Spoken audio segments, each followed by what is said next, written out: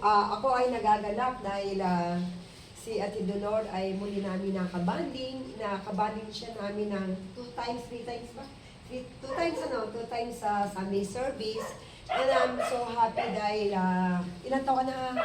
66. Ayan, 66. And is blessing na ni Lord yung 66. And glory to God sa buhay mo na ikaw ay biness ni Lord sa mga anak, sa mga apo. Binigyan ng malaking bahay, lahat ibinigay sa'yo. Ganong kadakila si Lord sa buhay mo at pahahabain pa ni Lord ang buhay mo. Hallelujah, Lord. We glorify your name, O God.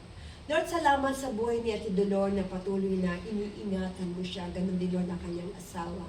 Ganon din, Lord, ang kanyang mga anak na i-bless mo ang kanilang mga kamay. I-bless mo ang kanilang mga trabaho, Panginoon, online at mga trabaho na patuloy na ikaw magbibigay sa lahat ng angkan nito, Panginoon. Maging ang kanyang mga apo, Panginoon, ay nakikita mo, Lord. Ingatan mo ang kanyang mga apo mula sa maliit hanggang sa binata, hanggang sa matanda, Panginoon, ay ingatan mo, Panginoon. Lord, nagkakaisa kaming tatlo na patuloy na dinadalangin namin ng pamilyang ito, na ikaw ang pumili sa pamilyang ito at pinili mo ito sa iyong ubasan, Panginoon. Lord, salamat sa buhay ni Ate Dolor at sa magbe-birthday niyang apo na sila ay may swimming bukas sa madaling araw. Ingatan mo ang kanilang sasakyan, ingatan mo ang buong compound hanggang sa kanilang pag-swimming sa beach man yan o swimming pool man yan, Lord. Your divine protection ay lagi ibibigay mo sa pamilya nito, Panginoon. Lord, maraming salamat at nanampalataya ako, makakakilala ang kanyang mga apong binata.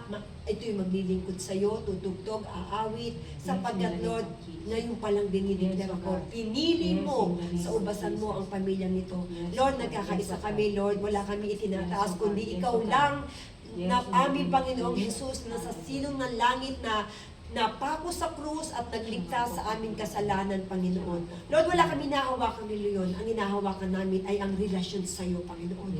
Kung paano, Lord, pinakita mo sa mga taga-California, kung paano, Lord, kahalaga ang relasyon na kailangan namin sa iyo, Panginoon. Lord, kami nananampalataya na aalabin mo ng iyong apoy ang aming mga puso sa kauhawan ng iyong salita.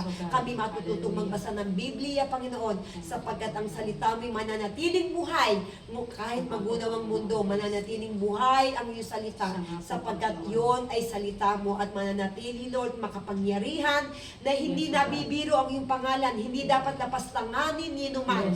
Bagkus, Lord, iliwalhati ka, pasalamatan ka kung paano pinakita mo isang apoy lamang, Lord, pwedeng magunaw ang mundo. Ngunit di mo haya ang magunaw ang mundo nang hindi nakakakilala ang lahat ng tao sa iyo.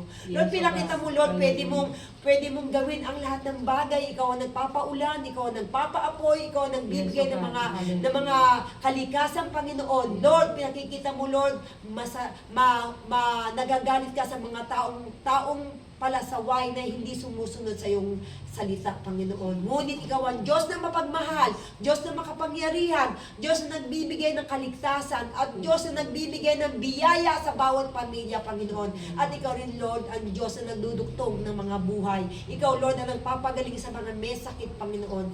Lord, salamat. Patuloy dinidilig ko ang iyong kabanalan ay manatili sa tahanan ito, ang iyong kapangyarihan ay manatili, at ang iyong pagpapala ay manatili at maranasan ni Ate Dolor 10 ng kanyang nasasakupan sa tahanan nito. Thank you, Lord, in Jesus' name. Amen. Good. See you next, next Sunday. 14 lang po. Bakit ilan ka na ba? 15. Di sino lang, yung dalawa lang makakasama? Hindi, yung dalawang apo lang. Ang sabi kasi ni Daddy, pag nangyari yung liga na yan, 15 pataas naman yung bukod niya. Sa susunod, batch ka na lang. 15 hanggang 18 yata kukunin niya hanggang 19. Yan. Okay, bye-bye!